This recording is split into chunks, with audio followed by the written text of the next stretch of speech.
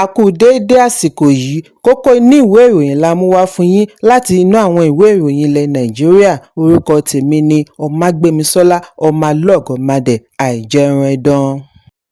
Olùdásílẹ̀ àti gíwá ifásitì Afẹ́ Babalọ́lá ní Adó-Èkìtì Albert Ààrẹ Afẹ́ Babalọ́lá ti kéde wípé àlá rere rẹ̀ láti ṣe àgbékalẹ̀ iléèwé gíga tí ó dọ́gba pẹ̀lú ti àgbáyé World Class University ti wá sí ìmúṣẹ.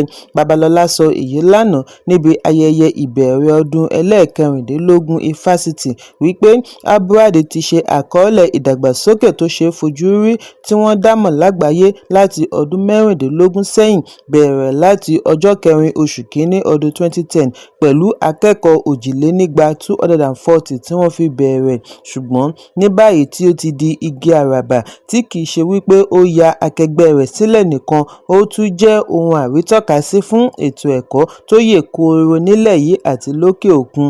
Ó wà lára ifásitì 100 àkọ́kọ́ lágbàáyé. Bákan náà ni ó gba àmì ẹ̀yẹ ifásitì àkọ́kọ́ ní Nàìjíríà ní ọdún 2022, 2023, 2024 àti 2025. Ó fi kún wípé èyí ṣe àfihàn wípé ọjọ́ orí kọ́ làgbà, ọjọ́ orí kìí ṣe àṣeyọrí. Babalọ́lá ní òun dá iléèwé yìí sílẹ̀ nígbà tí òun wà láàrin 100 ọdún 80 years. Ó wá fi ìmoore rẹ̀ hàn sí Ọlọ́run fún ìtọ́ni àti òkèwá pẹ̀lú oore-ọ̀fẹ́ tí wọ́n rí gbà láti ìbẹ̀rẹ̀ ifásitì, bí ó ti ṣe àpèjúwe ìrìnàjò ọ̀hún ní èyí tí ó ní ìgbàgbọ́, ìfarajìn àti àfojúsùn fún ètò ẹ̀kọ́ tó yè kooro. Bákan náà ni ó gbóríyìn fún àwọn alámòjútó àti òṣìṣẹ́ iléèwé lábẹ́ ìdarí Vice Chancellor Ọ̀jọ̀gbọ́n Smaranda Ọlárìndé fún iṣẹ́ takuntakun tí ó jẹ́ ìwúrí nílẹ̀ yìí àti lókè òkun. Ó wá rọ gbogbo òṣìṣẹ́ pátápátá kí wọ́n tẹ̀síwájú nínú àfojúsùn wọn àti túbọ̀ mú ìdàgbàsókè bá ilé-ìwé nítorí ó jẹ́ iṣẹ́ àjùmọ̀ṣe. Ẹ̀kúnrẹ́rẹ́ ìròyìn wà nínú ìwé ìròyìn The Nation tó jáde lónìí. Lánàá ni rògbòdìyàn òṣèlú tuntun mìíràn bẹ́ sílẹ̀ láàrin ẹgbẹ́ òṣèlú All Progressives Congress (APC) àti mínísítà ìlú Àbújá Nyesom Wike lórí ọ̀rọ̀ òṣèlú ìpínlẹ̀ Rivers. Ìgbésẹ̀ yìí wáyé lẹ́yìn gbólóhùn asọ̀ láàrin Wike, akọ̀wé gbogbogbò ẹgbẹ́ APC Senator Ajíbọ́lá Bashiru àti igbákejì alága ní ẹkùn gúúsù olóyè Victor Giadom. Rògbòdìyàn yìí dá lórí gómìnà ìpínlẹ̀ Rivers Siminalayi Fubara tí ó ṣẹ̀ṣẹ̀ kúrò ní ẹgbẹ́ PDP bọ́ sí APC. Ìwádìí jẹ́ kó di mímọ̀ wípé láti ìgbà tí Fubara ti bọ́ọ̀dì sí APC ni ó ti ń fara yí àwọn alágbára APC. Lára àwọn wọ̀nyí ni wọ́n ti ń gbóríyìn fún Fubara lórí àwọn iṣẹ́ àkànṣe tí ó ti gbé ṣe káàkiri ìpínlẹ̀, ṣùgbọ́n tí èyí kò dùn mọ́ Wike nínú.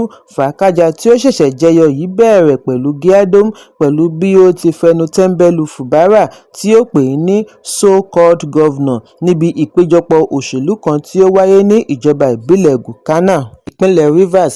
Giadom tí í ṣe igbákejì alága gbogbogbò ní ẹkùn gúúsù tún kéde wípé ẹnìkan kò gbọdọ̀ dé Gukana no-go area fún àwọn olóṣèlú, bí ó ti ní ẹni bá fẹ́ ìbò láti agbègbè yìí gbọdọ̀ gba àṣẹ lọ́wọ́ gómìnà àná fún ìpínlẹ̀ Rivers.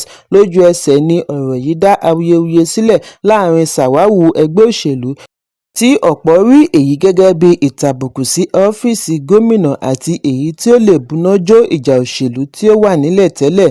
Nígbà tí ó ń fèsì sí ọ̀rọ̀ Giadom, akọ̀wé APC Ajíbọ́lá Bashiru kọ̀rọ̀ ojú sí Giadom bí ó ti ṣe àpèjúwe ọ̀rọ̀ rẹ̀ ní èyí tí kò lẹ́tọ̀ọ́ láti ẹnu ìgbìmọ̀ òṣìṣẹ́ ẹgbẹ́ NWC. Bashiru ní kò ní fi ṣe ẹ̀sùn tí ìbá ti wà nílẹ̀, wọ́n gbọ́dọ̀ bu ọ̀wọ̀ fún ipò gómìnà. Bashiru fi kún wípé kódà àwọn gómìnà láti ẹgbẹ́ òṣèlú mìíràn gan lẹ́tọ̀ọ́ sí ìbọ̀wọ̀ fún abẹ́lẹ̀ǹtẹ̀ ọmọ ẹgbẹ́, ṣùgbọ́n èsì Bashiru yìí kò ṣe déédéé ara Wike bí ó ti fi ìkìlọ̀ tó gbópọn ránṣẹ́ sí Bashiru kí ó má dá sí ètò òṣèlú ìpínlẹ̀ Rivers. Níbi àbẹ̀wò ìdúpẹ́ sí ìjọba ìbílẹ̀ Òyìngbò lánàá ni ó ti fi ẹ̀sùn kan àwọn alágbára olóṣèlú kan tí kò dárúkọ wọn wípé wọ́n ná ẹgbẹ̀ta bílíọ̀nù náírà (600 billion naira) tí ó kù nínú àpò ìkówósí ìpínlẹ̀ Rivers nínàkúnàá. Sí ìyàlẹ́nu ni Bashiru fi dá a padà fún Wike bí ó ti fi ẹ̀sùn kan Wike wípé ó fẹ́ ba ẹgbẹ́ APC jẹ́. Bashir ní ó ya òun lẹ́nu wípé pípè tí òun pè fún ìbọ̀wọ̀ fún gómìnà lè dá awuyewuye tí kò lẹ́tọ̀ọ́ sílẹ̀ láti ọ̀dọ̀ ọmọ ẹgbẹ́ ìgbìmọ̀ òṣìṣẹ́ ìjọba àpapọ̀ tó ń sìn lọ́wọ́.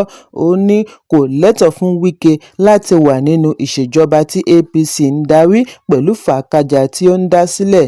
Bashir ní ohun tí ó pọ́n Wike lé ni kí ó kọ̀wé fi ipò sílẹ̀ gẹ́gẹ́ bí mínísítà. Ó ní kò lẹ́tọ̀ọ́ sí Wike láti máa dá sí ọ̀rọ̀ ẹgbẹ́ òṣèlú APC nítorí àkọọ́lẹ̀ kò tọ́ka Wike gẹ́gẹ́ bí ọmọ ẹgbẹ́ APC.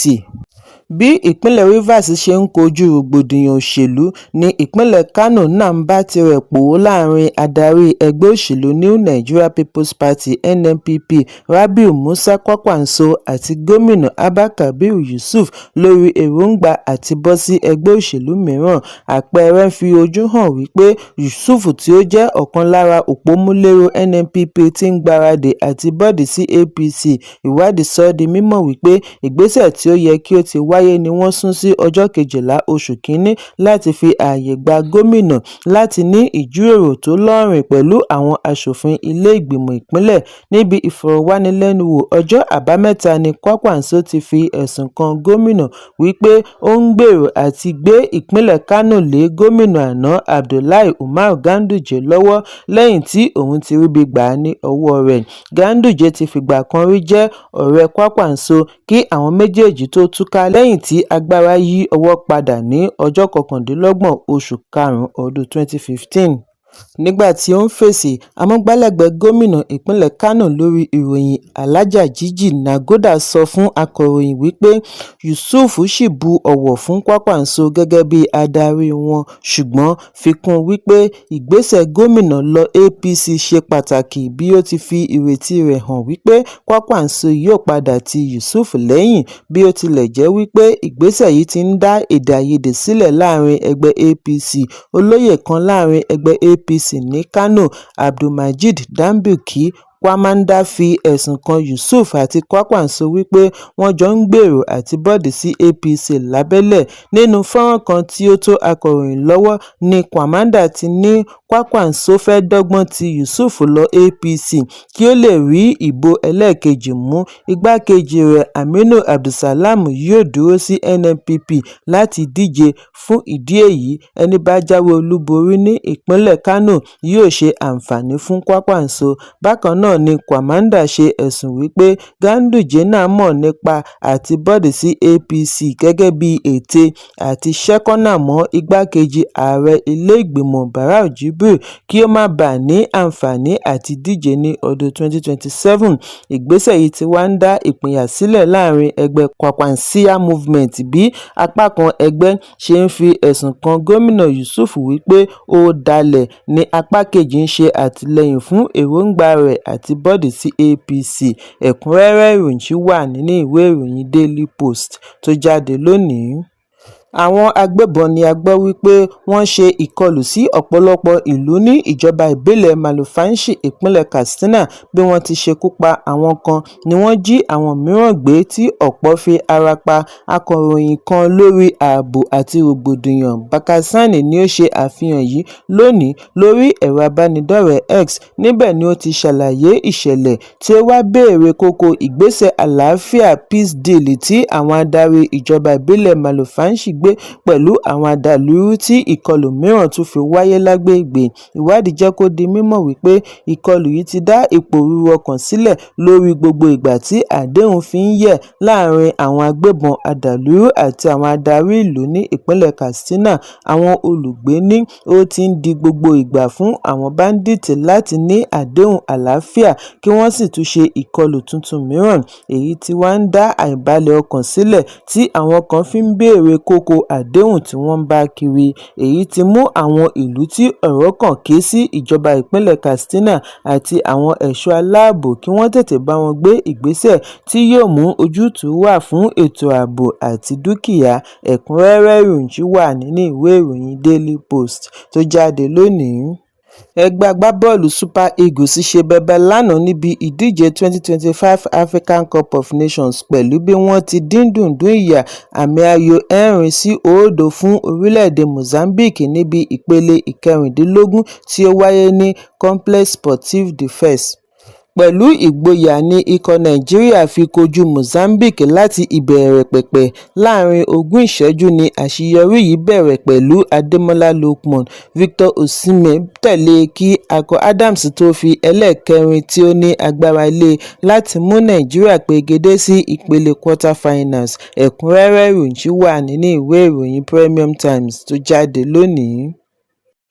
Kókó inú ìwé ìròyìn àsìkò yìí kò ní jù báyìí lọ. Ẹ pàdé mi ní ìrọ̀lẹ́ fún àkọ́tún ìròyìn. Kí a tó lọ, ẹ má ṣaláì fi àkíyèsí yín ránṣẹ́ kí ẹ sì bá wa subscribe sójú náà wa lórí YouTube kí kókó inú ìwé ìròyìn lè máa tẹ̀ yín lọ́wọ́ ní kíákíá.